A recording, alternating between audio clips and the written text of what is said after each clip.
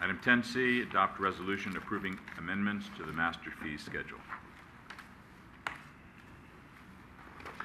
Mr. Mayor, members of the City Council, there are two components to the amendments to the fee schedule that are proposed tonight. First, recreation fees that were presented to the City Council at the last meeting on July 10th, but which were deferred for consideration by the City Council in consideration of some specific information and questions to which the staff did not have ready answers at your July 10th meeting. We have that information for you tonight and are prepared to, my colleagues are prepared to walk through that with you. There is an additional item proposed in the fee schedule that was not presented to you at the July 10th meeting, along with the comprehensive revisions proposed to the master fee schedule.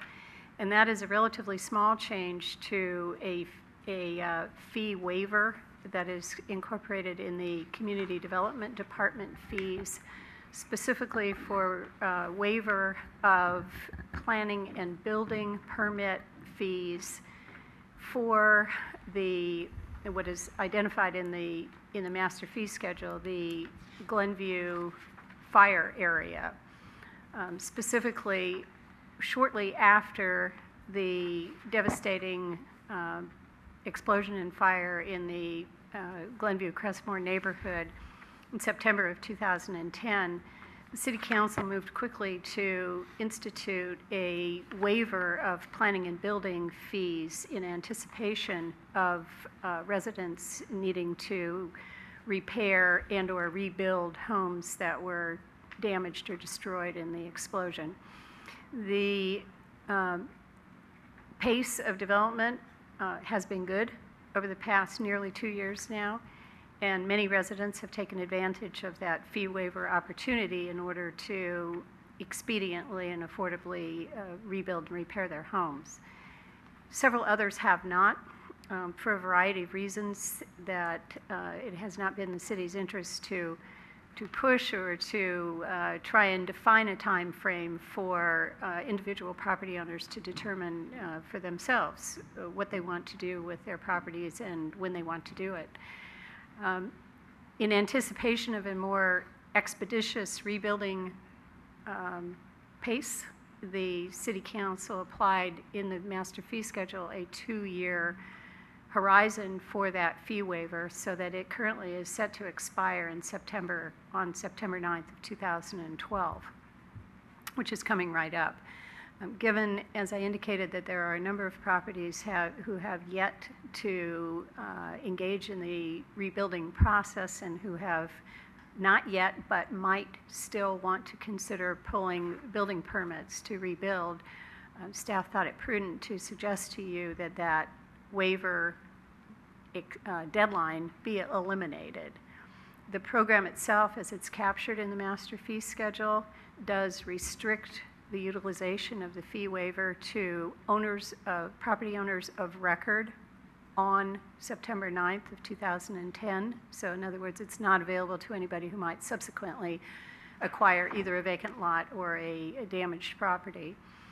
And secondly, the utilization of the fee waiver program is strictly available only for rebuilding or repair of properties that were damaged in the explosion and fire. So again, I don't think that there is any unintended consequence of the proposal to eliminate the fee waiver expiration and submit that for the City Council's consideration.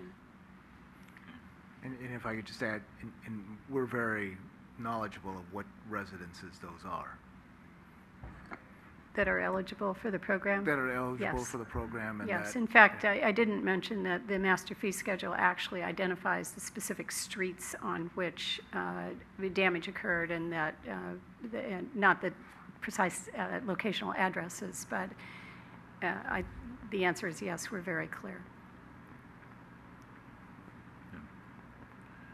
Rico? Yeah, just wanted to go back to the some of the questions I'd asked at the last meeting. obviously, it's detailed here. I brought up the 35 to 50, but in essence, it is 50. So I guess, and that's what's been charged for the leadership and training. Yeah, And actually, so- staff is prepared to provide a presentation if you would Oh, I'm like sorry. that answers the questions. No, it's my, I'm going to turn this off. I paused. So if it's the council's pleasure, we will give you an overview of the information and then be happy to answer take any additional comments or questions. Thank you, Mr. Mayor and council members.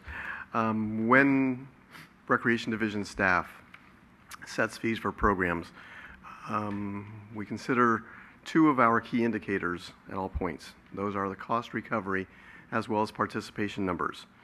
Staff has been working towards a goal of 70% cost recovery, which was set several years ago.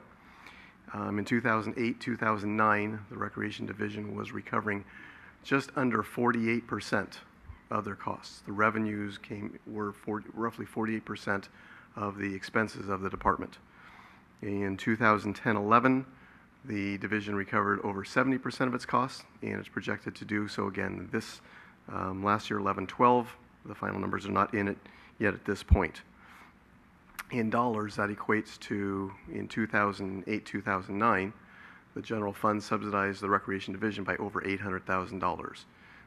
In 2010-11, that number was a little bit less than $430,000. At the same time, the other key indicator that we look at is participation numbers. That helps us determine, are the programs affordable? Are people taking part in these things? In the past 2 years, the Recreation Division's participation level has increased by over 15%, particularly in the after-school programs, the vacation programs, the aquatics programs. All of these this summer, this past year, have been at record highs. In fact, we've just had a request from the parents to extend summer camp an additional week, so there will be an 11th week of the summer camp program this year. To us, that's an indication that the programs are affordable to the community members. The program fees are a portion of the master fee schedule. They are reviewed by staff and the Parks and Recreation Commission on an annual basis.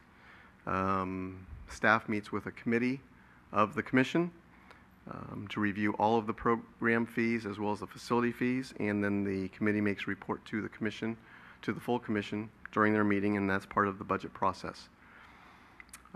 Although staff has included all the facility changes in the past few years, it was our oversight to include the program changes. The Parks and Recreation section of the master fee schedule does include a statement that says all rates are subject to change without notice, and it directs the public to the recreation brochure for the most current fees. However, that does not excuse the fact that we should have put them in the master fee schedule, and that was our oversight. That statement's really in there primarily for new programs that are developed during the year, so that staff can, after coming as part of the budget process and staff comes up with new programs all the time, we do not have to bring every single one of those back to council, but we should be bringing those back on an annual basis. We are reviewing our process to report those items on the master fee schedule to make sure that that oversight does not happen again. The staff report that you have before you does show the fees that were not, the programs for the fees that were not included, and we are recommending that those be adopted either tonight or at an upcoming meeting of the City Council. At the July 10th City Council meeting, there were additional questions, some about the Bel Air Playground program and others about the Leader in Training program. Beginning in the 1970s, the city offered free drop-in recreation programs at all of the public school sites. The more structured program, the camp program that we are operating that is so successful nowadays, began in 2001 to ensure that all members of the public had access to supervised summer programs. The city continued to offer the free playground program, sorry, hard to say, at the Bel Air site. It operates 5 weeks each summer weekdays from 1 till 4 p.m. on a drop-in basis. We've been averaging approximately 35 students per day, and it costs the city approximately $3,000 to operate. That is the cost of the staff as well as for the supplies for that program. The Leader in Training program began in the summer of 2001, and essentially it is a supervised camp program for those that are a little bit older than the typical participants of a day camp program. It is still a camp program. Staff still hires staff, part-time staff, to supervise the program. It is open to 12 to 17-year-olds, although most of the participants are in the 13, 14, 15-year-old age range. The program has been, the fee for the program was established at $50 per week back in 2009, and the fees cover supervision, the field trip costs, and the LIT t-shirt. The LITs receive training, a leadership experience, mentorship, and weekly feedback on their performance. Though the LITs assist with the program, it still requires both full-time and part-time staff to supervise the LITs. The program is the same as a camp program, although it is at a discounted rate, part of that being that they do not need the same staff ratios of supervision as the younger students do. So we supervise at a different level for the LITs. They are learning leadership skills, and many of the LITs have obtained, they have to go through the same application process as everybody for part-time recreation leader jobs, but many of the LITs have gone through the process and have become part-time recreation leaders. In fact, this year, the LIT coordinator of the program is a former LIT who's gone through the program and now actually coordinates all the other LITs. We would be happy to answer any questions you may have on Master Fee Schedule, Bel Air, LIT, or other Recreation Division programs. Any questions of staff? Rico? All right. Thank you, Randy and Danielle. But I brought this up at the last meeting because it really concerns me when I see across the board increases with not a lot of explanation. And then I you know, the staff report didn't include any dialogue as to how the Park and Rec Commission dealt with it. So I just wanted to get a better feel for why we were increasing some programs. But it's a lot better to hear that we are still supplementing the programs.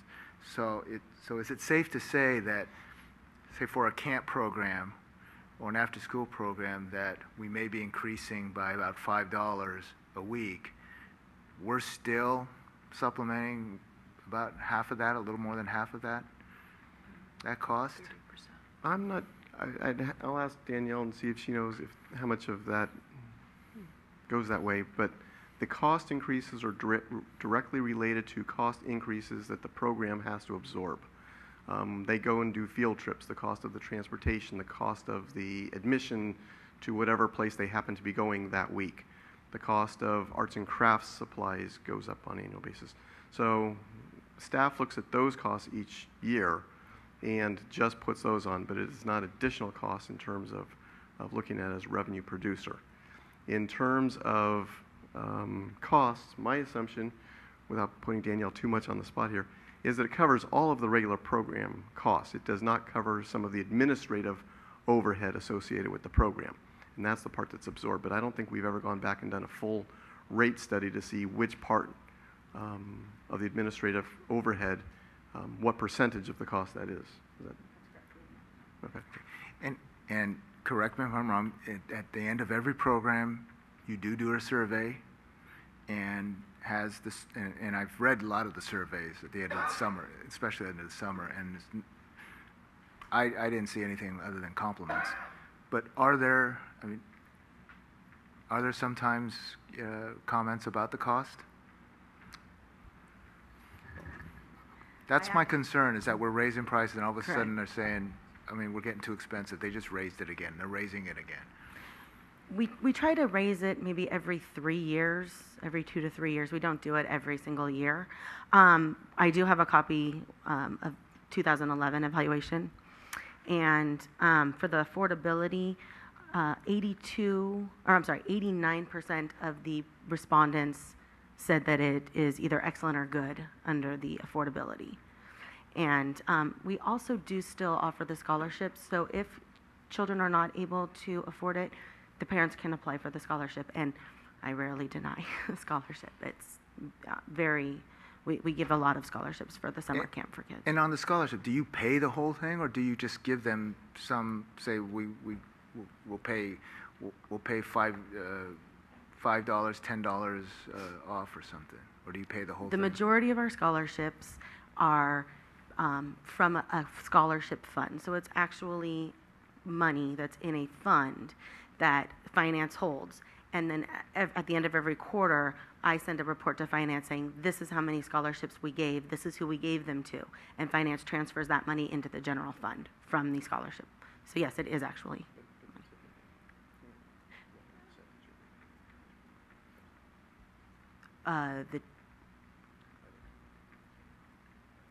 The typical family, the scholarship is $200 maximum per quarter to a family. So typical family for summer camp, I give the full $200 to. And then if we need to make special arrangements over payment plans or something like that for a family to come to camp, we do that as well. So at $200 per summer, that's not paying the whole program. That's correct.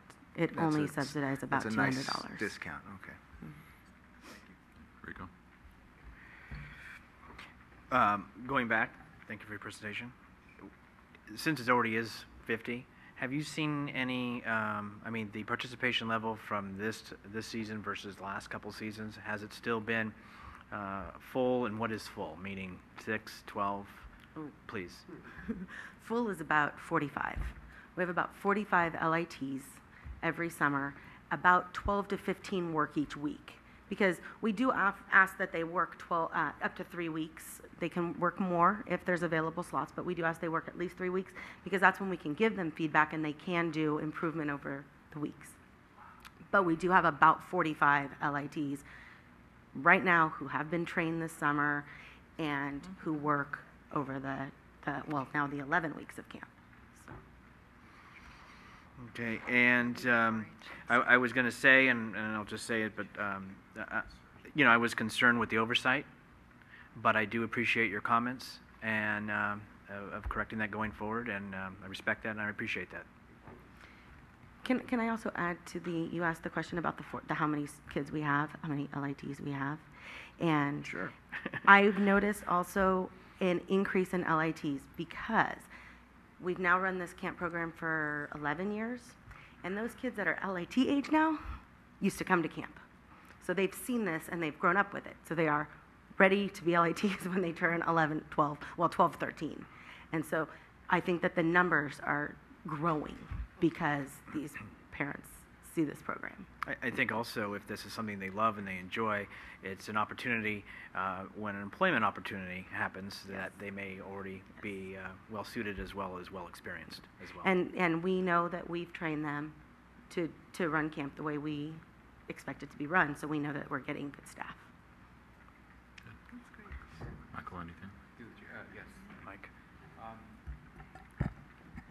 I had a question about the resolution specifically, and it's titled Resolution Amending Master Fee Schedule for Establishing Fees for a Variety of Municipal Services. I believe at the last meeting we approved a resolution that was related to everything except Park and Rec. So this resolution is going to be specifically approving changes to the Park and Rec fees as they, or the master fee schedule only as they pertain to Parks and Rec? So, because there's a lot of other information in this resolution, and this resolution actually the previous action by the city council did not include all of the fees in the master fee schedule. I wanted to make sure in drafting this resolution that the record included actually all of the fees, so that the resolution you have in front of you only added some language about the recreation fees and the community development fee, but it is intended to be comprehensive as to all of the fees in the master fee schedule, part of which you adopted by the previous resolution at the July 10th meeting. Okay. Does that answer the question? Okay, If so you- this will supersede any changes that we made on the previous one? Although they're going to be the same thing, this resolution takes precedent over the previous one? Yeah, I might ask the city attorney, it doesn't specifically recite that it supersedes the other resolution, but I think it is adequate, it adequately articulates that it covers all of the fees. And unfortunately, he probably didn't anticipate this question, so we'll ask him on the fly whether he Neither did can. I think just to make it clear, we can add that. We could add that it supersedes. Okay, why don't we do that then? Okay. And also, the resolution references an attachment, which up until now, I assumed was the documents that were emailed to us previously, but being Correct. that now it incorporates the It entire... would be the whole of the master be the fee entire fee schedule that you received at the last meeting. Yes, you're correct. That was not attached to this, to the report that's in your packet for tonight. So the attachment in the city clerk's records would be the whole of the red line strikeout master fee schedule, including the page with the community development fees, as we previously discussed. Okay, thank you. And just one final comment regarding the LIT program. I think it's a fantastic program. My son's been in it for 2 years now, and I think he's definitely grown a lot because of that program. And I just I wanted to say that it's kind of selling it short by saying that it is just like camp, because I mean these kids really, I mean they're actually interacting with the kids. They're leading activities. So I think it's fantastic. I don't dispute the fee that we're charging. As a parent, I think it's well worth it. But you know, I think it's also a huge help to the city, because if the LITs weren't there, I think we would have to have more regular staff to supervise the number of kids that go through the camp. So, I mean, they're providing a great service to the city. They do. Thank you. Good. Questions, comments? Irene? I just have one quick question. Randy, you said, and I'm sorry, I thought you said 1971 when the first after-school summer program, or the summer program at Bel Air started, or at the school started? No, it was summer program. Back from the 70s on, there were the drop-in playground programs on the school sites that the city was providing supervision for. Okay. I don't think I said 71, but in the 70s. Okay, because, could you check that? Because when I was growing up, I went to Bel Air during the summertime in the 50s and 60s, and they had the drop-in program. Wow. So I think they've been doing it longer than we okay. know. I think it may have just been Bel Air for whatever reason, or I don't know. But We couldn't anyway, find before then, but I I believe it. there was. I believe There it. was no other school. Thank you. All right. Any That other was it. questions or comments on item 10C? Action? Through the I'll chair, go I'll ahead. introduce this resolution for approval with the change that we will clarify. We'll add clarification that this ordinance incorporates all the changes up until now, and also that we make a reference, or that the attachment mentioned in the ordinance is in fact the entire master fee schedule. Okay. Councilmember Salazar, Aye. Councilmember O'Connell, Aye. Councilmember Medina, Aye. Vice Mayor Ibarra, Aye. Mayor Ruane. Aye.